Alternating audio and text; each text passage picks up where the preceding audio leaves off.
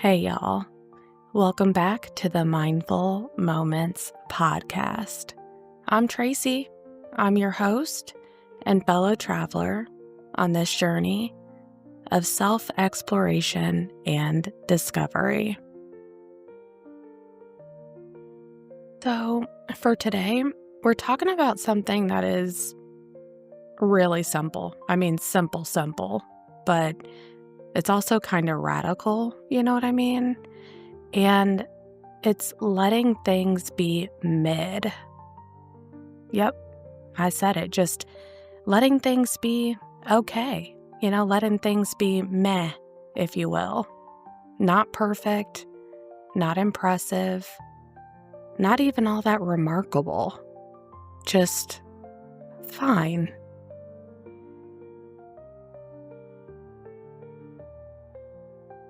And listen, I already know some of y'all are already feeling some type of way about that. I can just hear it right now. You're just sitting there like, nah, Tracy. I can't be out here half-stepping. If I'm gonna do something, I gotta do it right. I gotta do it all the way. I gotta give it that 110%. And I hear you. I get it. But let me ask you this, okay? How much joy are you actually getting out of the things that you do when you're constantly chasing perfection? Let's be real about that, can we please? Because if we're being real, perfectionism is exhausting.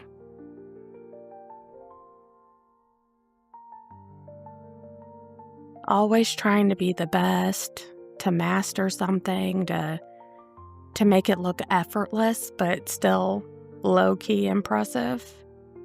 That takes so much energy. And for what? For what? So today, we're going to explore what happens when we just do things for the joy of it. No pressure, no performance, no expectations, just pure enjoyment.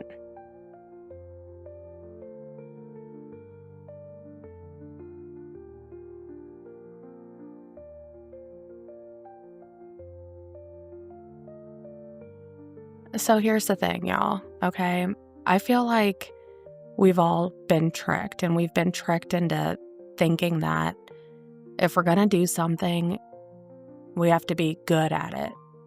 Not just good, but great at it. Everything's got to be an aesthetic, a personal brand, a flex. You can't just cook dinner. You got to be a whole chef, you got to have it all. You can't just dance in your kitchen. You got to be TikTok worthy while you're doing the dance. You can't just write a messy little poem in your notes app. You got to be the next Maya Angelou or something. And who doesn't love Maya? But the thing is, there's only one Maya. But my question is, when do we stop doing things just because they make us feel good? Because they spark joy within us. What's actually wrong with making an aggressively mid-meal that you still enjoy? What's wrong with singing off-key? I don't do that much, but what's wrong with that? What's wrong with painting something that looks like a toddler made it? Some of the purest joy, at least in my life, that I found, it comes from doing things we're not actually great at, maybe not good at all, because the pressure's off. You don't have that standard. You don't have anything to compare what you're doing with. The moment you stop trying to be amazing, you free yourself up to actually, I'm going to go ahead and say it, but you free yourself up to actually have fun, to enjoy the process of creating,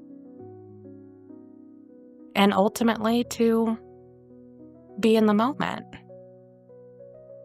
And I've learned a lot in this process of creating my podcast and House of Divinity and Enchanting Evenings and everything that I do creatively.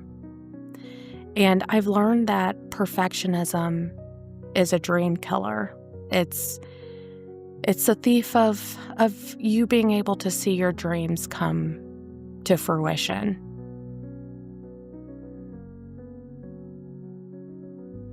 I've learned that perfectionism is why so many of us never start things. We never start something new. You kind of sit there, you might tell yourself that you're going to write a book, for example, but then you don't, because what if it sucks? Or, maybe you want to learn to play the piano, but you don't because you're not naturally good at it. And perhaps you won't even start a hobby because the thought of being bad at it makes you feel cringe. But the more that I think about it, I'm like, why? Actually, why? Okay, who told you that you have to be good at something for it to be worth your time, worth anyone's time? Somewhere along the way, we started to equate effort with excellence, and I don't buy into that. I'm not an excellence person. I believe that excellence is irresponsible. Excellence is one of the many ways that we end up stifling or slowing down our progress, And